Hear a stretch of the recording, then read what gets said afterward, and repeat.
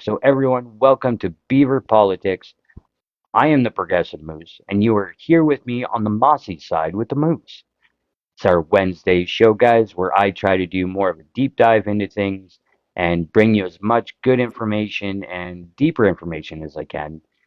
Before we get into that, just a couple housekeeping notes here, guys. Um, Always going to promote. We've got a Discord, so if you want to be a part of the conversation, taking part over on Discord, please go on over to our profile, click on our link tree. Discord should be there. There's no cost to join us on Discord, so it's a great community tool, guys. Get involved, be a part of the conversation over on Discord. As well, we do have YouTube, so if you happen to miss a show at some point, guys, not a problem. Go watch the recap and the full episode over on YouTube. Normally within the next 24 hours, it's posted, so it's up there for everyone to view and catch up on things that have been talked about. So you're still catching up on the action. You don't miss it fully. What else we got here? Guys, we always have gift goals, so if you feel compelled during the live to send us some gifts, we really appreciate it. We can't do this show without you guys, and we can't keep going and building without you guys. So we really appreciate all the love and support everyone has given us here at Beaver Politics, and thank you so much. That's we are so appreciative of everyone. As well, guys, we do have that little golden orange heart up at the top. If you haven't become a part of the team yet, you've been thinking about it, why have you waited? Go ahead and do it now. Hit that little heart, become a part of the team. As well, guys, subscriptions are available if you so choose, as well as we do have I believe, a GoFundMe at this point going on, which is also within our link tree. So if you feel compelled and you want to help us grow as a network um, and grow as a community, we would really appreciate it. Again, there's no pressure, but the options are there if you so choose. And if you do, thank you so much. We appreciate it so much, more than you know. Yeah, so that's all the housekeeping, guys. I would like to introduce you to Nikki, aka Blue Turtle, who is in Nova Scotia, um, and had reached out to me to talk more about stuff in Nova Scotia because I had covered it. I believe it was on the Progressive Moose News one night. I was trying to remember Yes. what show I covered it on. um, but yeah, guys, there's been a lot going on over in Nova Scotia. So I wanted to make sure that I brought Nikki in on the conversation, and I'm so happy you were willing to come and do this tonight. So thank you to you. Oh, thank you. I'm super happy to be here. Awesome. All right, so Nikki, give us a bit of a backdrop here. Let us know where you're coming from, what your knowledge is on the current situation, and really what you have been doing in terms of boots on the ground over in Nova Scotia. Um, so there's a lot that's going on. There's a lot that we're dealing with environmentally, with politics and the conservative government. They're using emergency orders in order to override the federal government um, to stop us from exercising our rights. Also, we have the issue where Tim Houston, our premier, wants to take away the bans and protections when it comes to fracking and mining uranium and lithium. And all the chiefs, all the Mi'kmaq chiefs province wide, have come out and made statements. The majority of our chiefs are a part of the assembly, and then we have a couple bands that are separate from that. But the assembly has been including the other chiefs in their statements as well. Um, we've been called a special interest. Mi'kmaq people are not a special interest. We are a sovereign nation within Canada, just like other Indigenous groups. There is a duty to consult, and the provincial government is ignoring their duty to consult, and they are using their supermajority in order to infringe upon our rights. I didn't get to go today, but there was a big protest today in Halifax, um, about Tim Houston, about all of the issues. But one of the main issues that they were protesting was the fracking and the mining, because they also want to put a stop to this. And this is another time when we're seeing Indigenous and non-Indigenous coming together fighting for the same thing, because it doesn't just affect Indigenous people, it affects everyone that lives in Nova Scotia. Absolutely. When it comes to, like you said, fracking and mining, it really like you're destroying the environment, which destroys, things for everyone and makes things harder on everyone. So you're absolutely right about that. Guys, just for a bit of context here, if you haven't caught it in the past, whether when I covered it or in mainstream media or somewhere else, about 2 weeks ago, Nova Scotia, the Conservative Party, because they have a super majority right now, were trying to push through quite a bit of legislation and bills to give themselves what I'm saying is sweeping powers, essentially. And so different aspects of it were to make it so they could get rid of the auditor general at a whim, regardless of what the reason is. They didn't really need one, um, They're as also well trying to as. get rid of the annual reports on emergency rooms, and that was put in place in order to be able to keep the government accountable, and they're trying to take that away. Mhm. No, absolutely. So there was. I'm just looking through information behind my screen here. I've got my computer. So the bill was called Bill 1. Um, Other changes that remain in Bill 1. So they had announced that they were going to do this sweeping change to how they did things uh, in the government of Nova Scotia when it came to oversight, which again, going back to the Auditor General, which is a key aspect in provinces that have an Auditor General. That's your biggest check and balance because they're non-biased, there's no party lines, and they keep the government in check because the Auditor General's office is separate from the government. Um, so that's a key aspect. They've kind of rolled back on that as well as some other stuff, but still, other changes that remained in Bill 1 include giving the government the powers to fire non-unionized bureaucrats without cause and making official the dissolution of communications. The government communications arm that was required by legislation to be nonpartisan.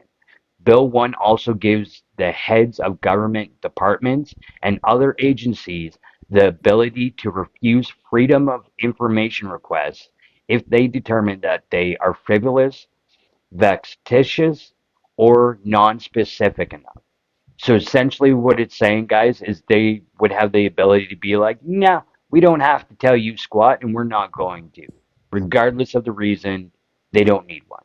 And I want Um, to really emphasize how important it is to be able to FOI pop, because being an activist is something I've had to do a lot in the past in order to get information from the government on what is going on. And it's whether it's DFO, whether it's the Nova Scotia agriculture, those FOI pops are extremely important and crucial because there's so much that they try to hide, and that is one way we can get transparency to know what is actually going on and what the actual communication is.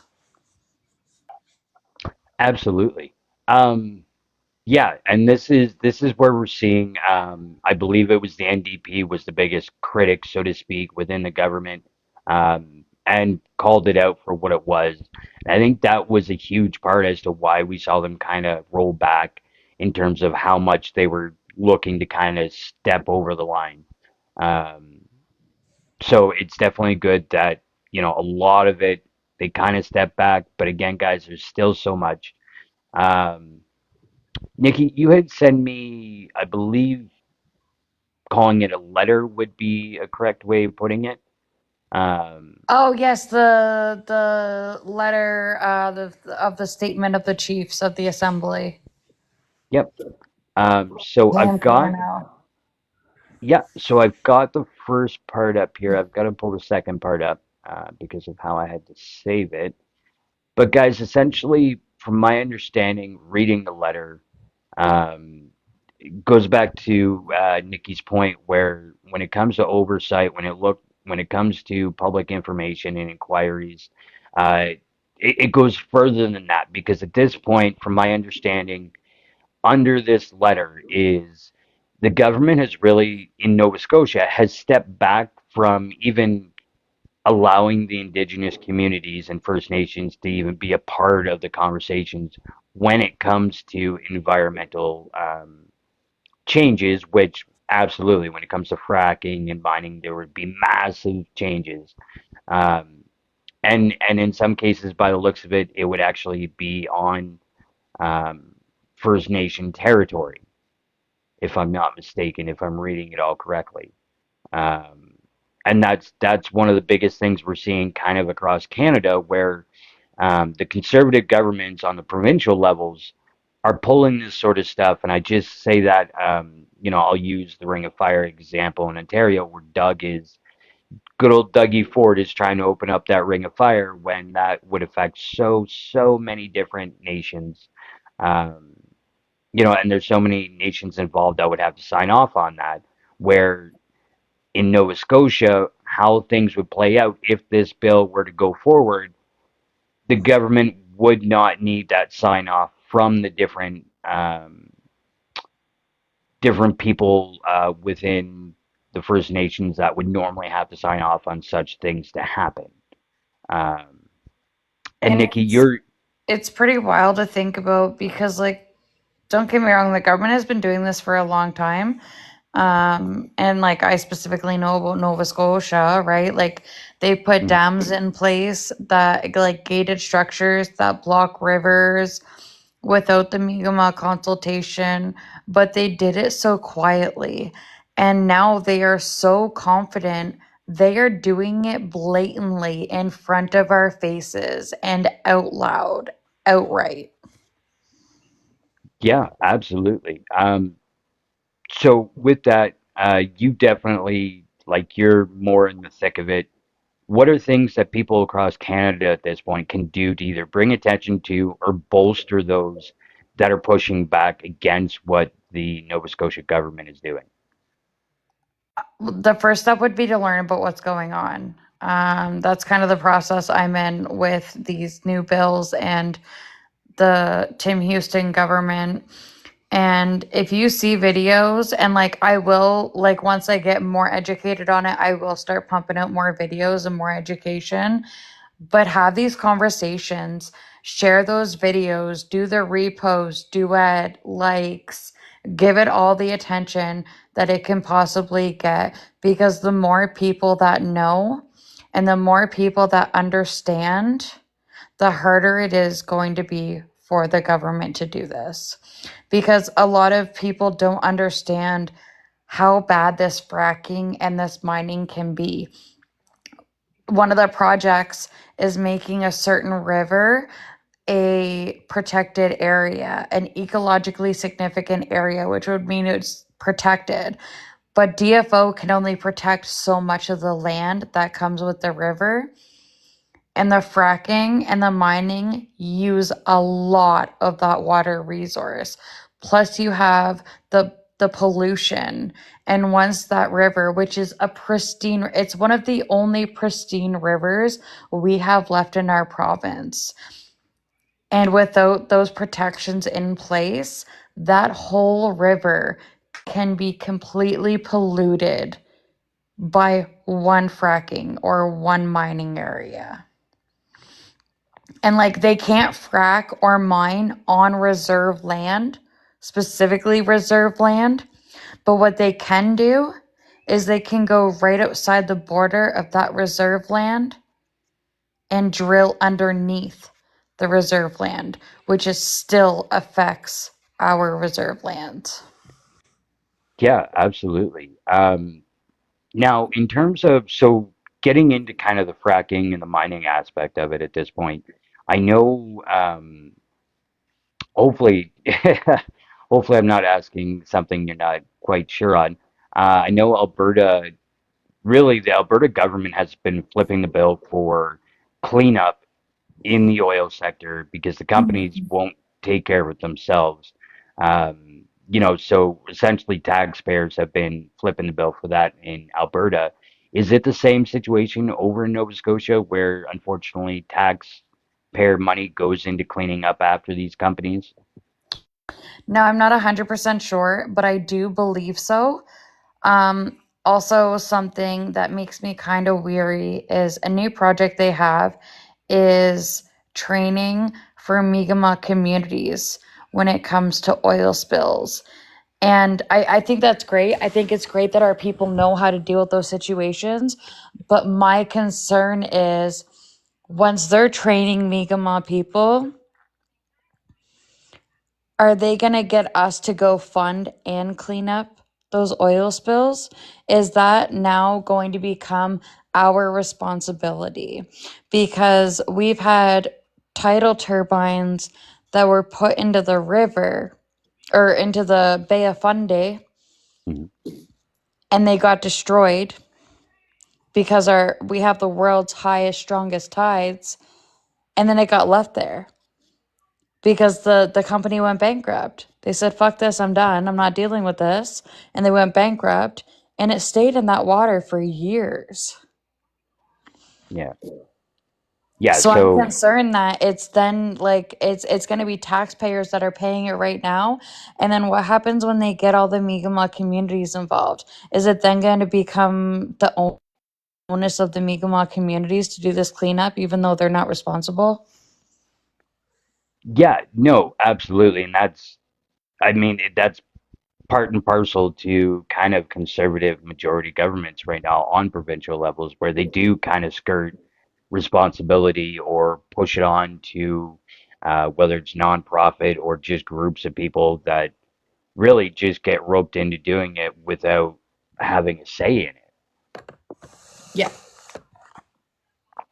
Uh, yeah, and this is the sort of stuff that I try to point out as much as I can because a lot of time the provincial governments have been flipping the bills for things that really companies and corporations, especially when it comes to oil or mining, should be flipping the bill themselves. I mean, within agreements with the government, most times it stipulates that they have to pay for the cleanup. They have to pay for the consequences of doing whatever it is they are to the land. But the And moment in they go bankrupt or pull one of those stunts, they're no longer responsible. So, what these big companies and corporations should be doing is they should have to pay a certain percentage of the project up front so that way it is set aside for cleanup. yeah, absolutely. I was actually I had it in front of me. I didn't save it, unfortunately, but I'm pretty sure it's Greenland. Um, Greenland or Denmark already has something where that's essentially what it is. A company has to have everything put ahead forward ahead of time and kind of put to the side so that way when they get to that point, they have the money and they have a plan to do the cleanup. And if they don't have that already, that government doesn't allow them to move forward with even breaking ground, right? Yeah, So that's that's something that I've noticed is happening more because, like, there's a solar panel project that's going on right now, and they have to have a percentage of that whole project set aside up front to decommission them if something happens and for cleanup. Also, they're talking about the possibility of offshore wind, and it's going to be the same thing where they have to have that money up front to decommission it if something were to happen. yeah, and that really like that should be factored into their costs right from the get-go anyway. Um, So any company that doesn't figure that stuff out before they actually break ground really isn't doing their fucking job in the first place. Apologize for my language, but um, yeah. So guys, and that's always something that I mean, look at when we go to work, depending what kind of sector or what kind of work you might do. A lot of times that's what we have to do as employees of a company is as soon as we start a project, if there's possibility for some sort of spill or mess, it's on us to take care of it. So why don't these companies get held to the same? And you're right, they do use. There's quite a bit coming out of Alberta as well, where different companies will buy up um, different aspects of the oil industry, go bankrupt, sell it off, and walk away with whatever little bit of profit there is um, from selling after going bankrupt. So it's really a I don't know if it's the right terminology, but a Ponzi scheme essentially. Um, and within our legislation, within our laws, they're able to do that without consequence. So we need to kind of bolster those loopholes, and we need to close those gaps so that sort of shit doesn't keep happening. Um, yeah, there's so many different avenues of it. Again, guys, this is all part of Bill One taking place in Nova Scotia right now. Like I said, quite a bit got kind of pulled back and repealed, but there's still quite a bit on the table. Um, that's going to make it harder for people in Nova Scotia in general if their ministers do get kind of the power to do what they want with the lack of oversight. Um, and this is part and parcel for across the country on a provincial level. I brought up Ontario already, Alberta, different ways, and it's the same concept as what we've seen in the United States with the Republicans playing the long game. That's what they're doing here in Canada, but on the provincial level as opposed to the federal. Do you know what's scary? So I don't know if you heard about Boat Harbor. So Boat Harbor, Pictou County, Nova Scotia, there was a pulp mill. It opened in 1967. Hmm.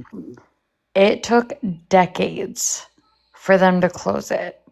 It only shut down in, I believe it was 2020. Hmm. And no one can swim in any of those waters anymore. They can't fish out of those waters anymore because of the massive pollution that happened from the pulp mill. Yep. Yeah, and it's the same. My community here, we actually just had a paper mill shut down within the last. It finally shut right down. It was idle for a year and then shut down, but that's been within the last year and a half, 2 years. But even here within the river, so they've got a dam connected for hydroelectric, and I mean the coloration of the river itself to me is a concern. Um, and when I moved to the area, I've been in this area 11, 12 years, and that sort of thing. Um, People around in the area are just kind of like, oh, there's nothing wrong with it. That's just the normal way it looks. That's the normal way the river is. Um, but I mean, it's because of leaching of different chemicals and leaching of different things, making it into the river from the mill for such a drastic period of time. I mean, some of the equipment is there from the early 1900s, say 1920s, give or take. So, I mean, that place has been it was going for over 100 years. Sorry, quick cough. It was going for over 100 years. So imagine the different implications that having a place like that running and leaching into the river is going to have on the river and the wildlife and the fish and everything else involved. Um, this is the sort of stuff where these industries have been told that they're essentially able to self govern themselves. And we see that they don't actually do so when the responsibility then has to be taken up by them. Also, there's a documentary that I would recommend people watch, and it's called There's Something in the Water. I know quite a few people that were involved in that documentary, and it is a really, really good one, especially when it comes to water pollution. Fantastic. Thanks for that. Absolutely. Octavia, how you doing? Hello. Would you like to add to the conversation? Uh, have you guys talked about like how Justin Trudeau pretty much said that Canada is now in a trade war with the US because of Trump's incompetence? Well, that is true, but we're kind of focusing on Nova Scotia and what's happening there at this point in time. Okay, yeah, cool. Sorry, I only really focus on like international politics on a federal level, Mhm. considering I'm a journalist. But yeah, I'd actually be interested to hear what's going on.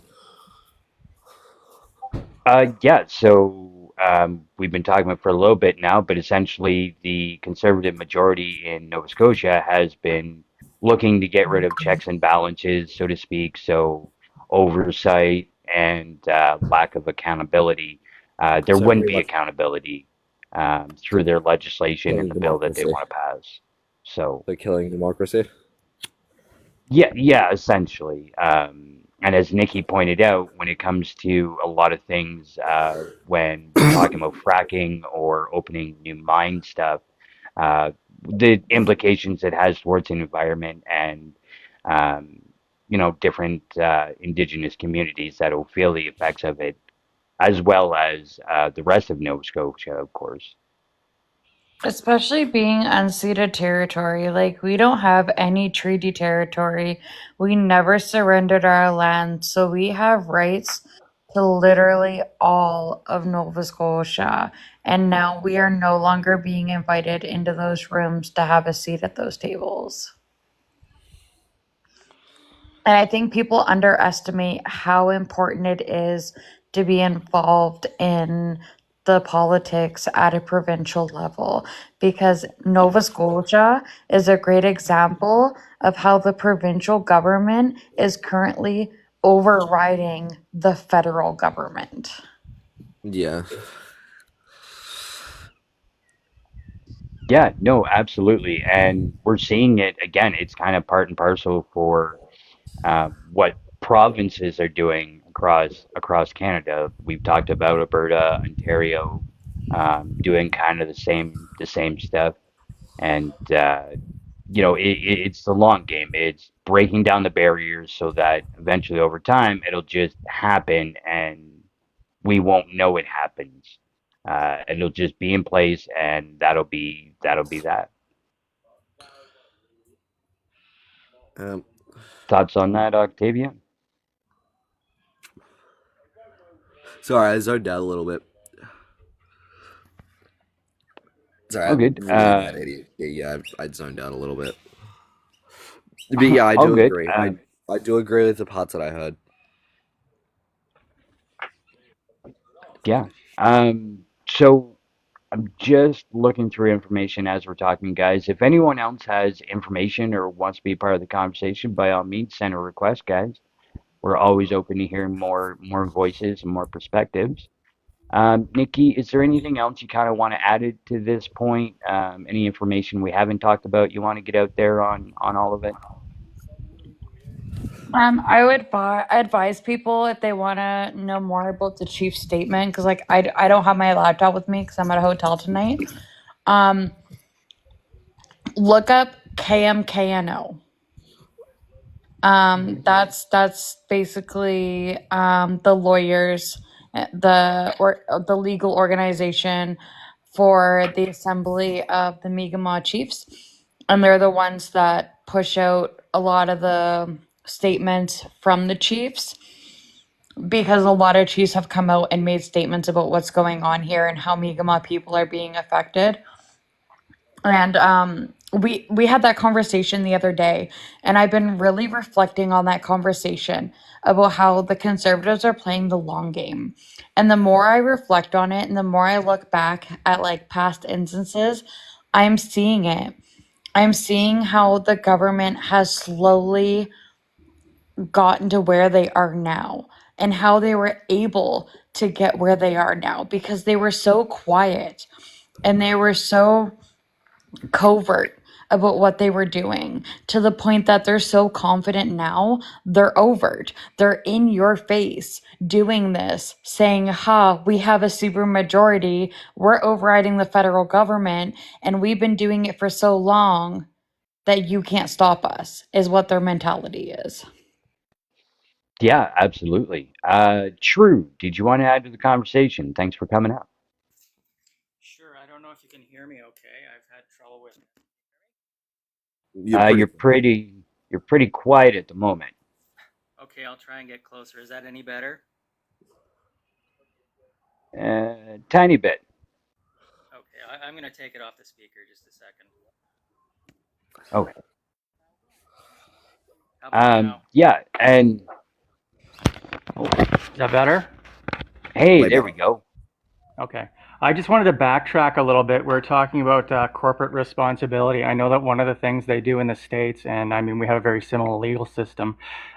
These big companies, they will set up shell companies, and then they will take things like defunct, for example, defunct oil fields, and they will transfer those dead assets over to the shell company, and uh, and then they just that's it. It's no longer their responsibility. So that's one of the ways they get around this stuff. Yeah, absolutely. That's another aspect of how they skirt responsibility and how they're able to essentially just dump the cost of cleanup and other aspects onto taxpayers. Um, Nikki, you had mentioned earlier about looking into kind of the stance on things. I do have the letter here in front of me. So guys, just so you have a better awareness and better clarification on it, on February 18th, 2025, legislation was introduced that would create potential for hydraulic fracturing to access onshore natural gas, and that would repeat the Uranium Exploration and Mining Prohibition Act to allow research about uranium's presence and distribution in the Mi'kmaq, the unceded land of the Mi'kmaq, signaling an intention to lift the uranium exploration and mining ban. So within this letter itself, it does go on to say this was put out, does it have it March 4th? Is what I have here. So at the time, it says that last week's sweeping legislative proposal is another example of the provincial government choosing not to engage or consult with the Mi'kmaq of Nova Scotia prior to introducing significant changes in the mining sector that will directly impact uh, the Section 35 rights. The province of Nova Scotia is aware of and is signatory to the terms of reference for the Mi'kmaq of Nova Scotia Canadian Consultation Process (TOR). The province also sits at several tables with KMK, the assembly where these changes should have been discussed, but were never raised or flagged for us. From a relationship perspective, these types of repetitive omissions are highly erosive. So those are direct words right from the letter um, that I have up here in front of me, and that's the way really the provincial governments are going. Not only with dealing with First Nations, but also just in in general, when it comes to oversight, when it comes to actually getting people's input, they just don't give a damn at this point. And it really is telling how they're more worried about corporate interests than the people's interests. So definitely keep that. I want to really clarify that when it talks about Section 35, is talking about the Constitution. So the Chiefs are talking about how the provincial government is going against the Constitution of Canada. Okay. Yeah, no, and thank you for that. Zen, how does this affect food safety and regulation? So this is just one, Zen, this is just one aspect of kind of what the conservatives are doing in Nova Scotia. Uh, I was talking with Zen earlier about the effects on the interprovincial trade that Nova Scotia is going to be having when they start breaking down those barriers. A lot of what they call red tape to break through or cut through in terms of the interprovincial trade is essentially just safety regulations and stuff that are different between the provinces, which create what they call the red tape because Ontario is going to have a different regulation in terms of food than what Nova Scotia would have and just products in general. So there's a huge broader implication with all this stuff when it comes to what the Conservatives are doing in Nova Scotia and Ontario and Alberta. PG, how you doing? Good. How are you doing? I didn't Doing want to good. interrupt. No, you're fine. Did you want to add to the conversation? I do, because more and more I've been thinking, why are these conservatives suddenly doing a 180 on their position? You have Doug Ford all of a sudden caring about Canada, and he sold off all of Ontario, but now he's like, no, no, no, you can't have any of this. Why is he doing a 180? Why is Danielle Smith all of a sudden a Canadian patriot, like an actual patriot? Why is she rooting for Team Canada? This is not like her, right? Like there's something in the background, and I can't help but think that what's in the background is exactly what you were just talking about, is the red tape between province to province to province. And now you're going to have a province that says, hey, we don't have this regulation, but we want to be able to do this in your province. So that is going to cause all sorts of different challenges as far as protecting our resources and whatnot. Whatever it is, I didn't completely think it through. I don't know all the angles. There's a fucking angle in there. There's an angle that says, I don't have this red tape. I should be allowed to go and collect everything out of your province the same way that I do in mine, right? Or whatever, or something along those lines. There's a reason why they're doing a 180 to try to make themselves look good and appeal to Canadians in the light that they're showing right now. And I want to caution everybody, it's posturing. Whatever it is in the background, this is all posturing. Don't be fooled by thinking that conservatives look good now and they're doing the right thing. Bad people can do the right thing once in a while, and they do it for nefarious reasons. So they are not to be trusted. They are not to be reelected as much as we can control it, because whatever.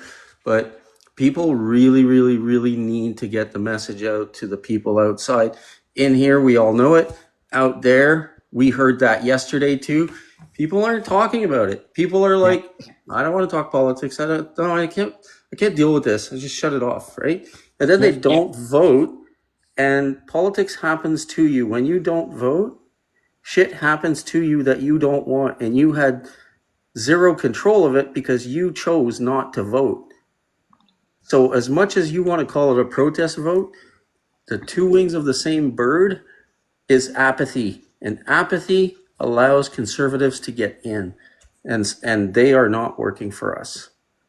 No, absolutely. And just quickly to add to that, so when it comes to Nova Scotia and good old Tim there, their conservative leader, Tim Houston, he actually, after they made the announcement about wanting to do this legislation, uh, said that he was headed to Washington to deal with stuff, but decided to make a stop off in Ontario while Doug Ford was campaigning and saying, like, hey, we're going to work with Ontario and we're going to break down interprovincial trade. And, as long as other provinces go with the exact same kind of policies as we have, we'll work with them for interprovincial trade. But if you don't have the same policies, we're not going to do it with you. So just kind of gives you an aspect in terms of they'll work with other conservatives because they're playing the game together. They're all on the same they're all doing the same plan. Yep. and we can't trust them. We can't. As much as we want to say, yeah, you're pulling the booze off the shelves, you're doing this, you're doing that.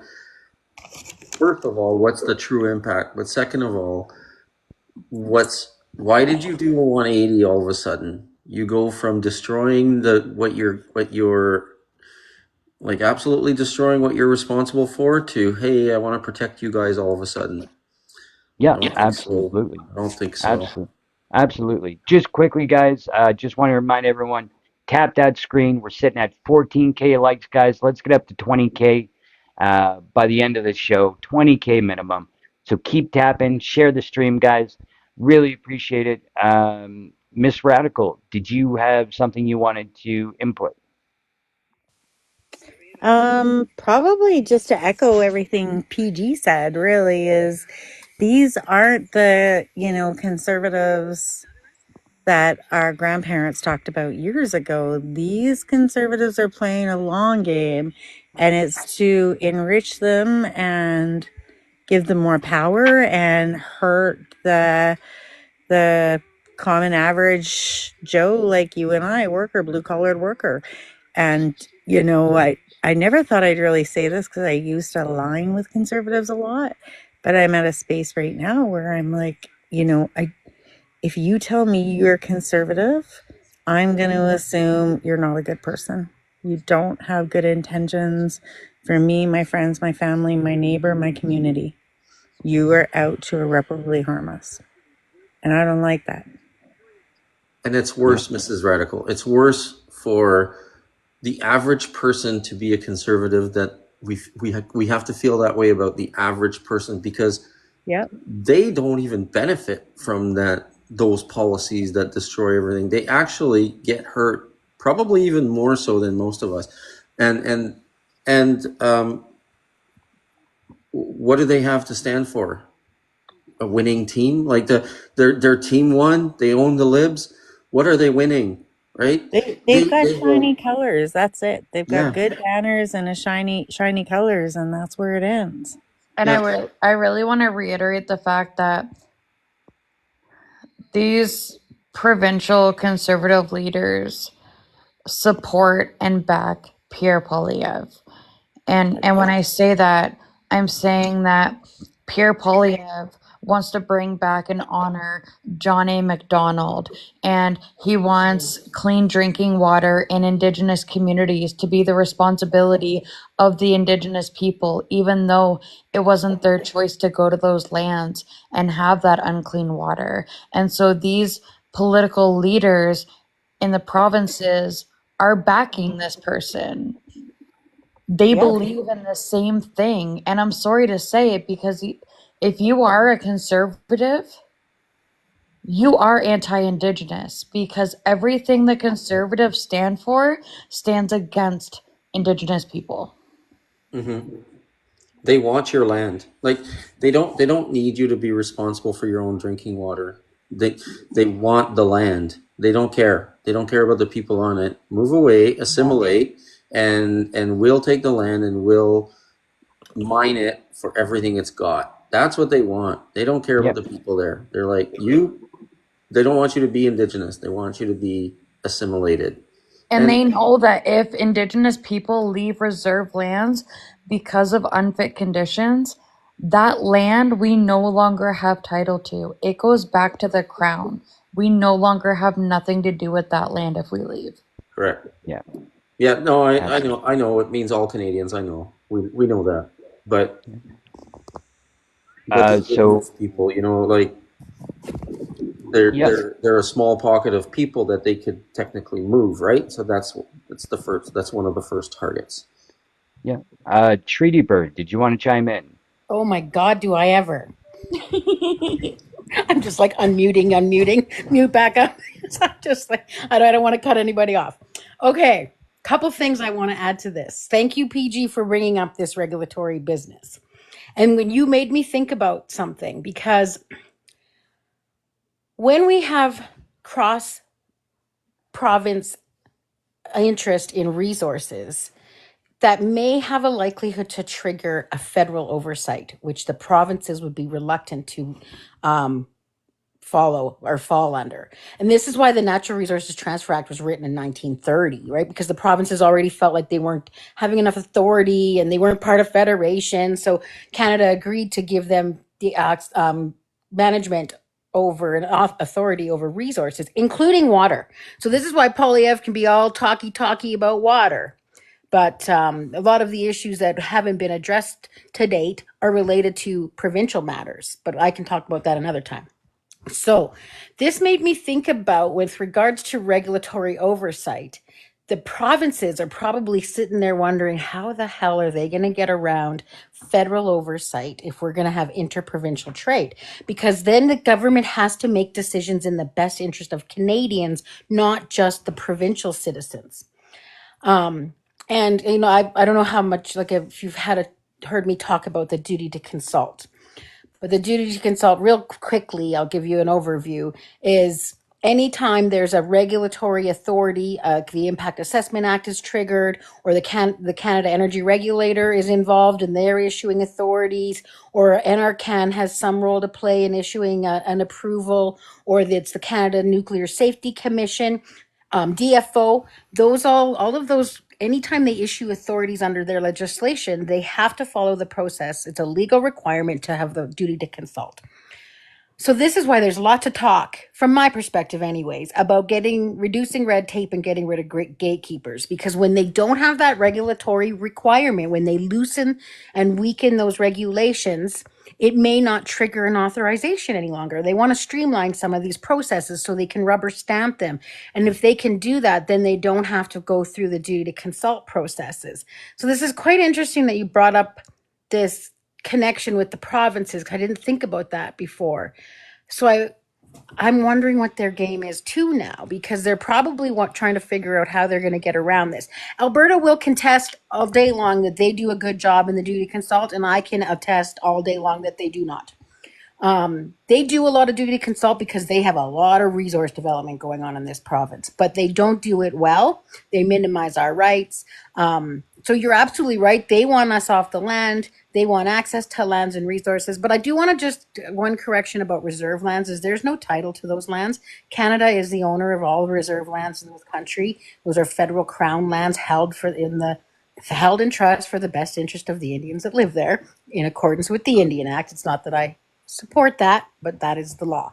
So that's really an interesting thing to think about now, because we're going to have to pay attention.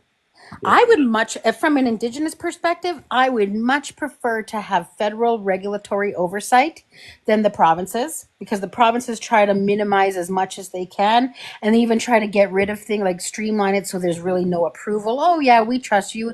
You're a company that's been here a long time. Yeah, go ahead, do what you do, right? Like the Alberta Energy Regulator claims to be a world-class regulator. Well, they're just a rubber stamper organization. Like, I can tell you, for some context, this is how it is in this province.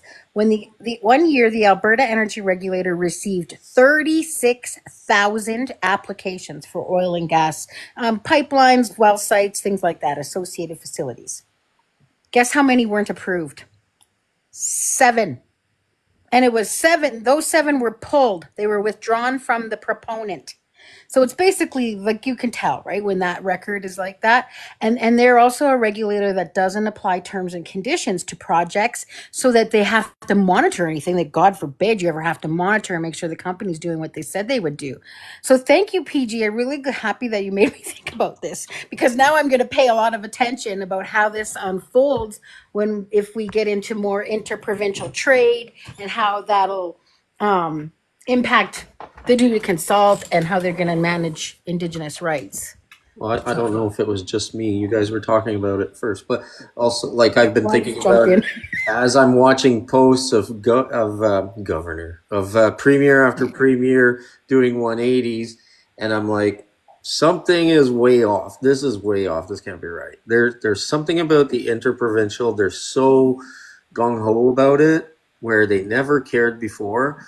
Tell me Danielle Smith is all about Canada now, when she was like, tell the feds to piss off. You know what I mean? Like, all this time she ran ads, tell the feds to stay away from us. We want to secede. Yeah.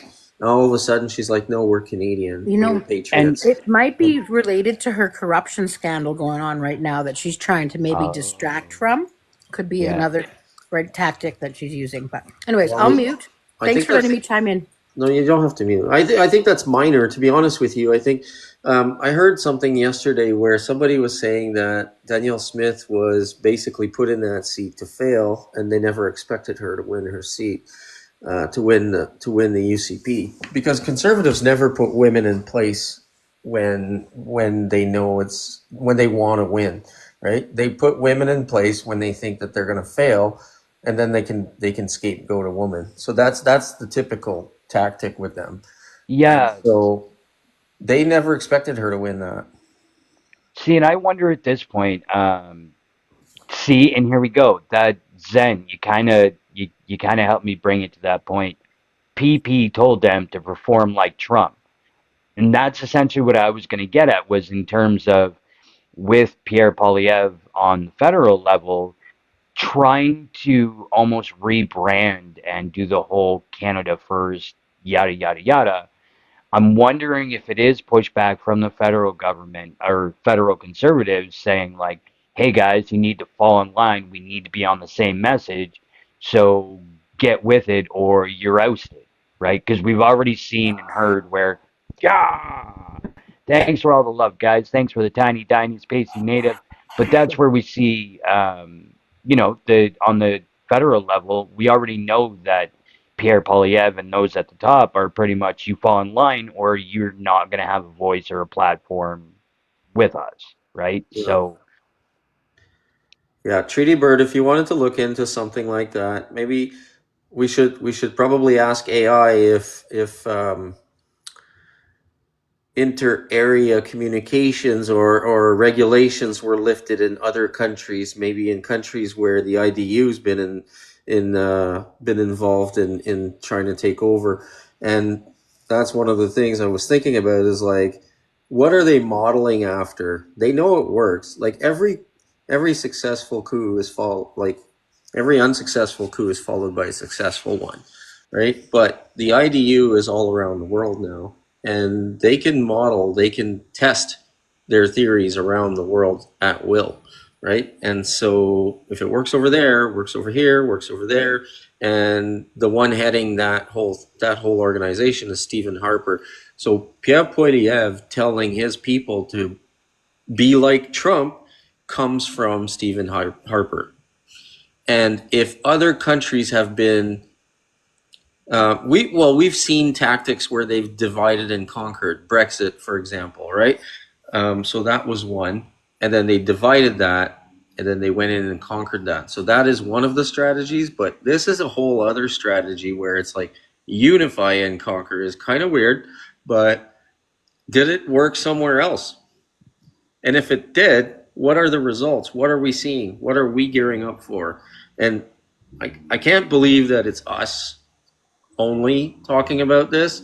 However, I have a bad feeling. Like I always said, even with the US elections, I'm like, I can't believe we're the only ones thinking about this.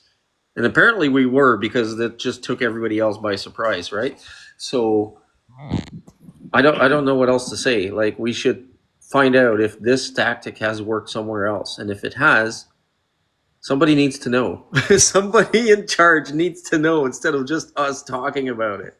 no, absolutely. I completely agree with you. Just quickly, and then Nikki, if you have anything else to add, maybe different resources people can go to try and keep up with what's going on in Nova Scotia. But quickly beforehand, guys, thank you for all the love and support you've given throughout the show and give Beaver politics on a regular basis. Take some of that effort right now, take some of that love, and I want you to send it to Nikki up there. Give Nikki some love, send her some love, make sure she feels the love for coming on tonight. I really appreciate her voice and the conversation that she brings on all these different topics and issues, especially when it comes to Nova Scotia. So thank you so much, Nikki. So yeah, what are some resources or places we can go to try and keep on top of the information coming out of Nova Scotia and what's going on there? So if you look into KMKNO, that's a big one. They put out a lot of the statements from the chiefs. also the Assembly of Mi'kmaq Chiefs, any resources like that. Also, Michelle Glasgow, she is the chief of Sebeganegedy. She is a great person to follow. She's constantly pushing out information. Regional Chief Andrea Paul, she's constantly sending updates along with her thoughts on what's happening currently, especially with Tim Houston. And on the environmental level, I wanted to bring something up. So, Moose, I have a question for you. So, there's a dam and a river, right? There's a gated structure, and it being water. It's not for power resource whatsoever. Who do you think would operate that gated structure in a tidal river? It's a really good question. I would assume it would be provincial government. So usually it would be DFO, right? Department of Fisheries and Oceans, Okay. because it's a tidal river. Nova Scotia Agriculture is the one that operates the gates and uses the gate system to infringe upon our rights because it kills thousands upon thousands of fish every tide, especially during the warming seasons and especially during their migration and their spawning seasons. And so it's another example of how the province is overriding federal government to infringe on Indigenous rights. Can I ask a question? Yeah. When was this? Was it a weir or what is this structure? So it's a dam. It's dam? it's a gated structure, so they are able to open and close the gates on the structure. It was No put fish in ladder? a no fish ladder. And it's not DFO? No, it's the department. It's Nova Scotia Department of Agriculture that operate the gates. How long? Well, because regardless. So even on inland here, like if there's a dam to be built in Alberta, say, the province is the proponent. They'll be the ones who are applying to build it, and they'll follow their environmental processes. But they also still have to apply for DFO permits to have. It's called the harmful alteration and destruction of fish habitat, right? HAD. I'm sure you do. Yep. Yeah. So even here in the prairie provinces, we have to get DFO permits to alter fish habitat. So how old is this dam? So it's over 50 years old. It is an unauthorized structure. DFO did put a ministerial order in place a few years ago, so that way they had to have the gates open during the duration of the outgoing tide and allow a minimum of 10 minutes of saltwater entry during the incoming tide, to make it a more of a natural river state. But then what the province did is when the wildfires happened here, this area and this municipality and the province used that as an excuse to put an emergency order in place for the duration of wildfire season, keeping that gate closed so that way they can have a man-made lake, which has a multi-million-dollar canoe club on it. Then they changed the wording from wildfire season to fire season, and it has been in place ever since. They are lowering it here within the next 2 months to do maintenance on the gates. And then they will be raising the lake levels back up again by keeping those gated structures closed. And I have pictures and I have videos of thousands of fish that have been killed because of this structure. That's awful. So, Nikki, have the Mi'kmaq gotten together to litigate? And if not, I know it can be very cost prohibitive, but there is an organization, and I'll have to go look it up. I can't right now for the life of me think of what it's called, but they do help First Nations raise money to help support their litigation against the provinces or Canada or corporations even. because this is a clear violation of your Section 35 rights, your treaty rights, and that the province should be held to account for all of that. So I'm going to reach out to you. I think you and I are mutuals, right? So I'll look that up and I'll try to find out what that organization's name is. And maybe there's some way we can help start a movement and litigate. Yeah, like right now there is a commercial fisherman. He's non-Indigenous, but he fights a lot with alongside us when it comes to Indigenous rights. And him being a commercial fisherman, he is going through the court process of having a judicial review done against the province because of what is going on. And the Chiefs have been fighting this for years, and I would love to see them take this to court.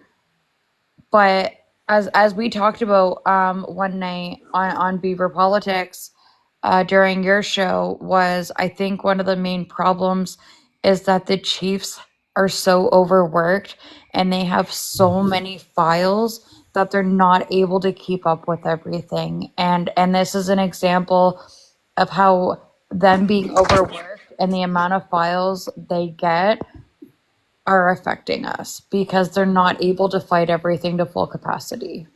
Are you protecting the water or the fish? Both. Both. So, and you know what? This is this is capacity, right? With the ability to have enough human resources, money, time, expertise, and technical ability to, work in that realm. And like this is by design. I've been a duty consult practitioner for 18 years now. I've worked both for federal government, provincial government, and for industry, as well as for First Nations and Métis. I've seen it all. But I've sat around those industry tables where there's like 20 people sitting around a boardroom table, all working on the same project. Meanwhile, when I worked for the First Nation, it was me and one other person, and we had 40 or 50 projects that we're working on with no other support. So like this is completely common across this country, and this is how they like it because we can't keep up, right? But I'm sorry to hear that that's how that's happened out there. It's really unfortunate, and hopefully we can maybe try to influence some change. Okay, so when you say both, I get it. You want to protect both. But I guess, for lack of better terms, is the main thing the fish? Are you working with fisheries, for example, right? So if the way I'm fighting this is the fish, because our rights are tied to every single one of those fish. Yeah. So if the fish aren't there, what happens to you? What happens to your entire reason for being at that dam? Well, that's the thing. If there's no fish there, we can no longer exercise our rights there. So you don't belong there anymore. So they can do whatever they want with the water then. So although you're protecting both, the fish are the important piece. The fish are the ones allowing you to protect that whole area, right? And so if they keep messing with the dam and opening it and closing it, and it's decreasing the population of the fish, eventually you'll have no reason to be there. And political leaders have already said to me that the fish can go elsewhere, therefore I can go exercise my rights elsewhere. Correct. So that's my point. And I've heard this before, but don't forget. So a lot of our medicines are also found in the riparian area, so on the banks of rivers and streams. So it's not just fish, right? That's why it's the water, really. To me, it's the water, because that water is what sustains the medicines that we need, the fish that we're relying on, as well as the moose or deer or whatever other animals you're consuming, or if there's even muskrats or beaver that you're trapping in that area. So all of that water is the resource that connects all of those, which upholds our rights. So, and provinces are really try hard to do this. The federal government isn't as guilty, but the provinces really strive to achieve what PG's talking about, which is demonstrate that we're no longer using an area to access for the practice of rights because the resources have been overdeveloped, or a lot of times we can't even trust that they're healthy, right? Like here in Alberta, First Nations don't eat fish anymore. You can't find a healthy fish. They all have lesions on their bodies and sick livers. And, the meat, the flesh is really soft and mushy now. It's not firm any longer. And there's even been deformities found. And so they're relying on that. The more they can drive us off of the land. So you're absolutely right, PG. Like, then they don't have to talk to us anymore. They feel like, oh, well, you guys don't practice your rights here, so we don't need to chat with you. And that's why I also put other protections in place. So there's a truck host there because in our 1752 Peace and Friendship Treaty, it states that we have the right to have a truck host on the River Shubenacadie or any other place. And so we have a truck house along that river. I go out every couple months collecting medicines during the different seasons. Me and my son, we go exercise our right to fish. So we're utilizing every bit of that land that we can for every protection that we can possibly have. Absolutely. The Treaty Bird. Oh, sorry. No, it's okay. Miss Radical, you've been sitting pretty quiet. Did you have anything you want to add to the conversation at this point? I just have to say I'm learning a lot. Like, this is a great live. Absolutely. Don't think everybody's really aware of Indigenous issues across Canada, and it's so unique to each area. So thanks, Nikki, for being brave and bold and getting out here and advocating and teaching. I appreciate that. I appreciate you. Thank you. You go PG and then Treaty Bird if you have something after that, and we'll probably wrap up after last comments. Oh, I was gonna say, Treaty Bird, with everything that you said, everything is important again, but if the fish aren't there, then none of that matters, right? Like, you won't have any rights to exercise any of going to get the medicines or anything at all. Like, That's any not of that true. stuff is gone. No, Right? it's not Oh, just that's the not fish. true? Okay. No, it's about the medicines. It's about all of it. So our ability to practice rights is hunting, fishing, trapping, and gathering. And gathering can include medicines, berries, all the herbs and forbs. So those are constitutional rights. So all of those need that river or that waterway. Yeah. Okay. And the fish do have legislation. So DFO is legislation. The Fisheries Act is specifically about fish. There's no strong legislation for like medicines or, unless there are species at risk. And then we have the Species at Risk Act. But so like there's no real firm legislation protecting moose or species that have healthy populations or relatively healthy. Okay, so I would you're argue not there's protected. You're not protected.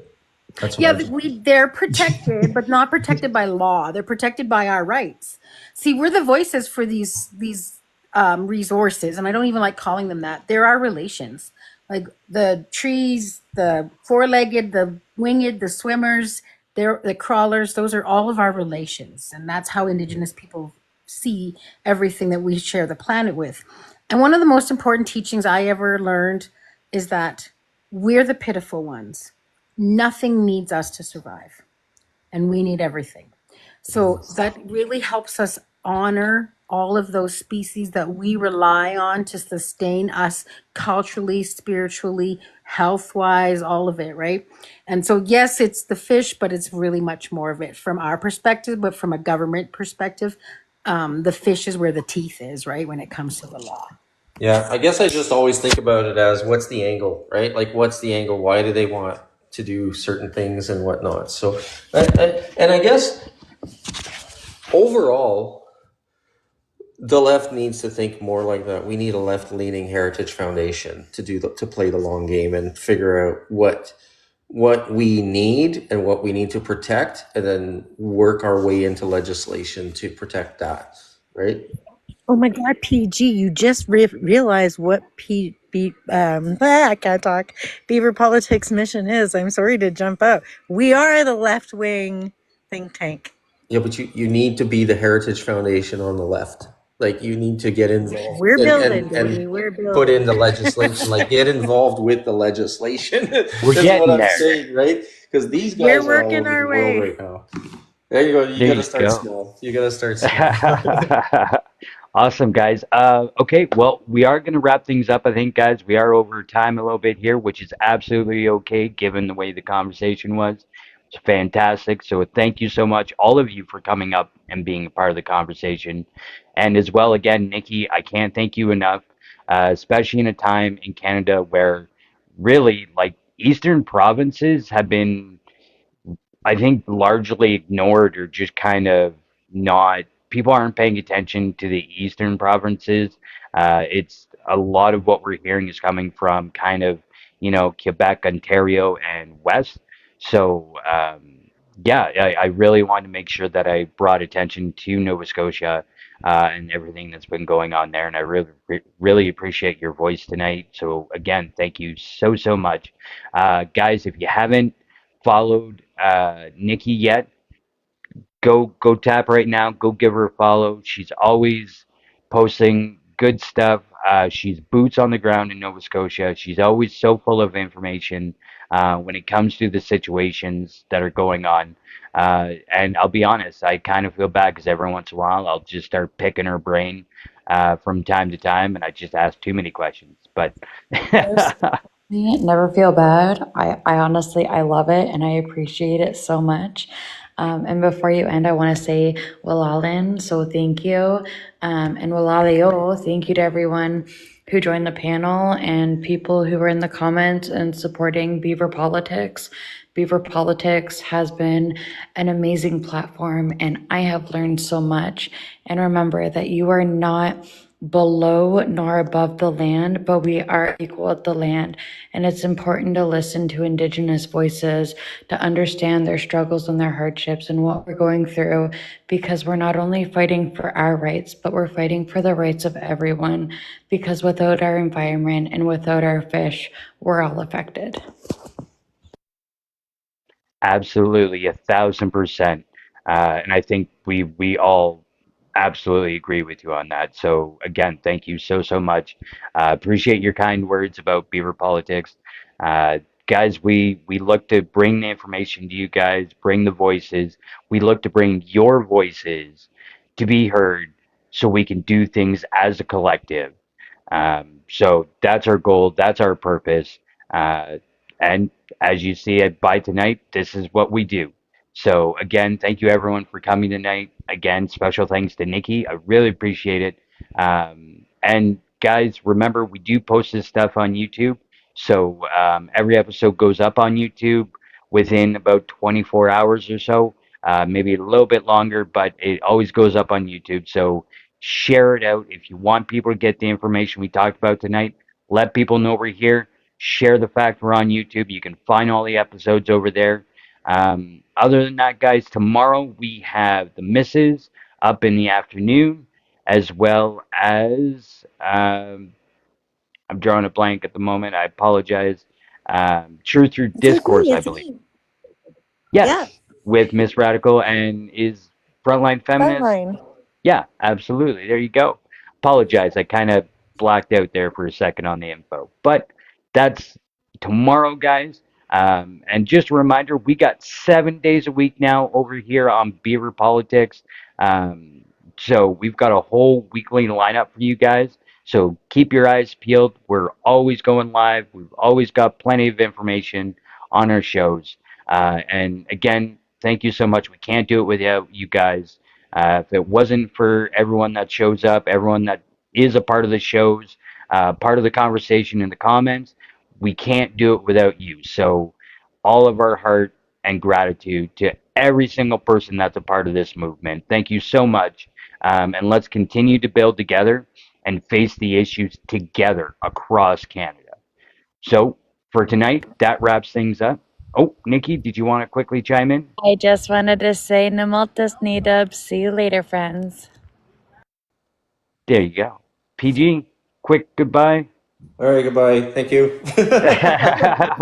Radical Treaty Birds, you want to say a quick couple words again before we close off?